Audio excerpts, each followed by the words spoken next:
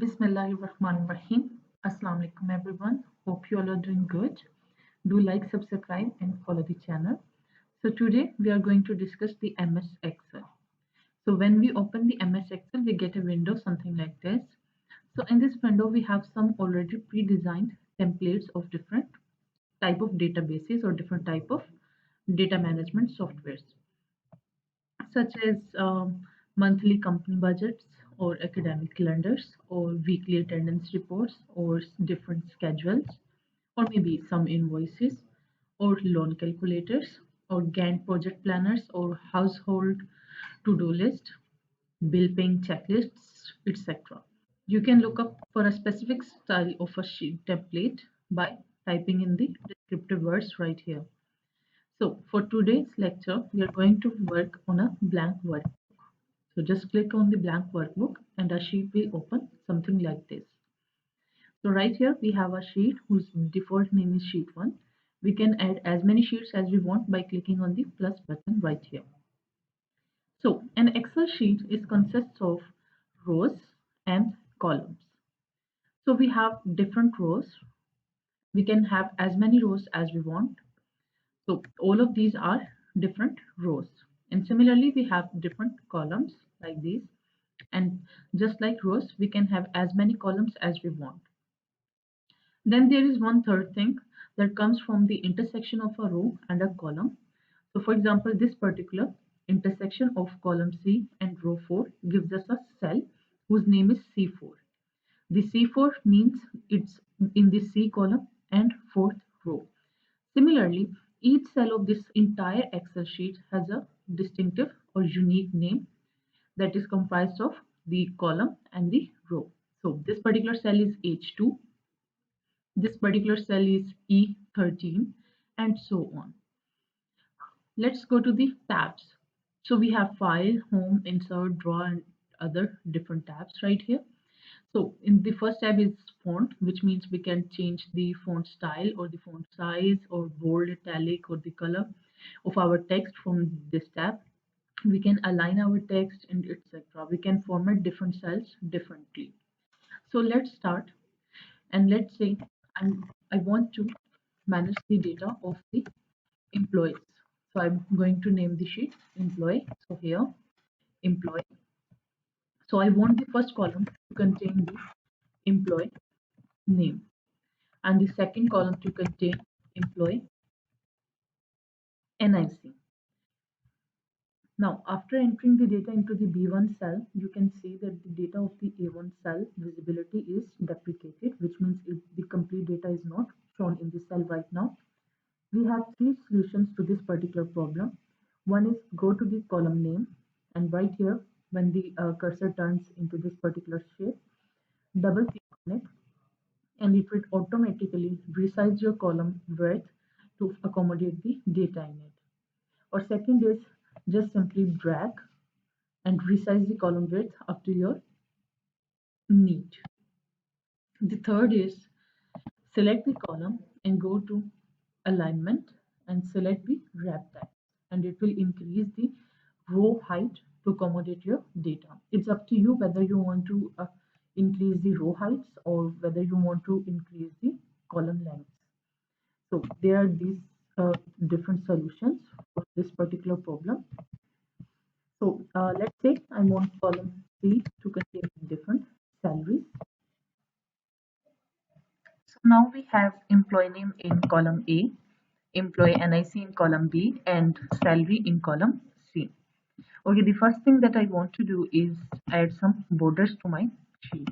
So go to the font tab, drop down, and here we have different options as top border, left, right, or no border at all. So I'm going to select the all borders. Upon selecting the all borders, you can see these black lines that are defining the boundaries of a cell. Okay, so because these three employee name, employee NIC, and salary will serve the purpose of as the headings of my all the data, so I'm going to add a style to them. So go to the styles tab, and here we have some certain cell styles. You can have different, for example, calculation, check, explanatory, etc. Then there is are for headings and titles and totals, etc. So I'm going to select the one for the head. So here I have all of my headings: employee name, employee NIC, and salary with the style of a heading. Now we need to enter some certain data. So let's say I have employee 1, employee 2, employee 3, 4, 5, and some sixth employee. And we have certain random NICs for my employees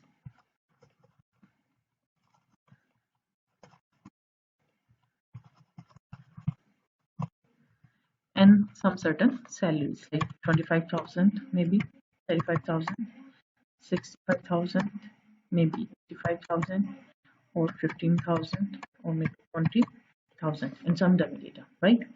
Okay, now we know these salaries are sort of amounts or sort of currencies. So we can go to the number and we can select their type as currency, and it will add some a dollar sign and with commas and points. Or you can simply select the comma from here and it will remove the dollar sign, but you can of course add it from here, dollar or the euro sign or Chinese sign, etc.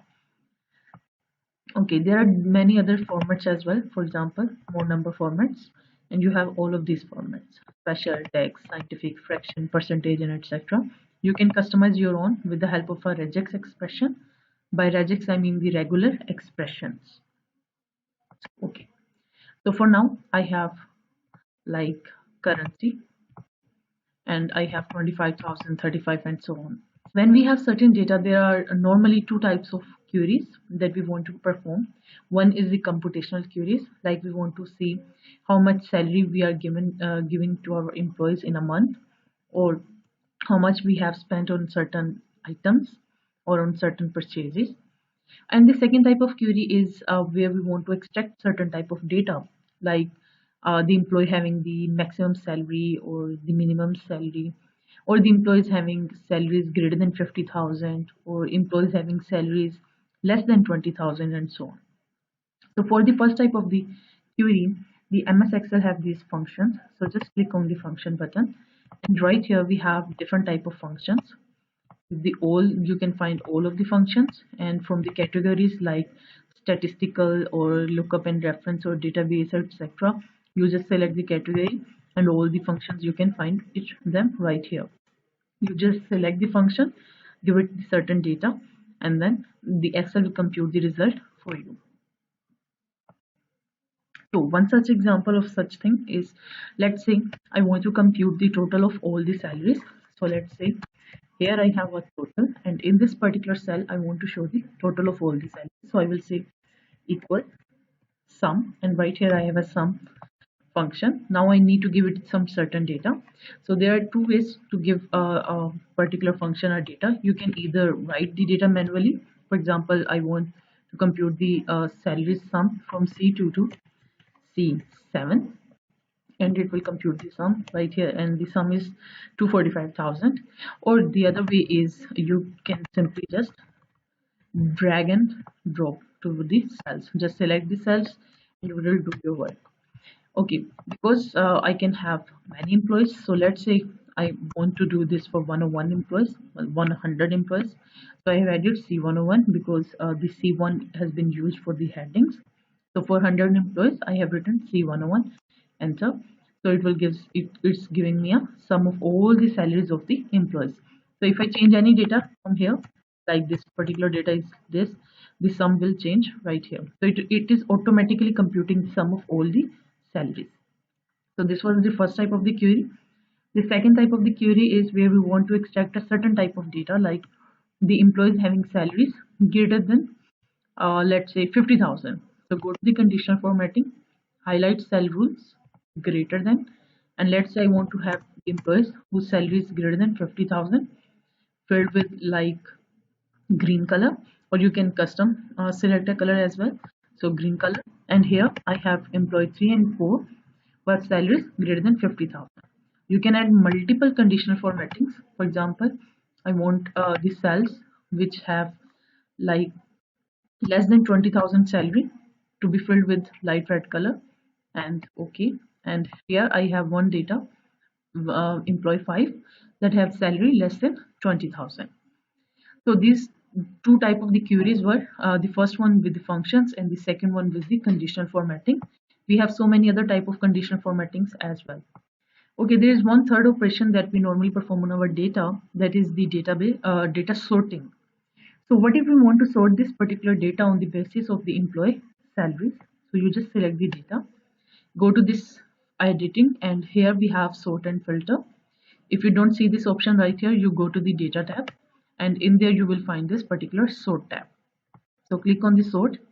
It will ask you sort by. So I have already selected salary on the basis of the cell values, and you can either select ascending or descending, or you can customize your own list as well.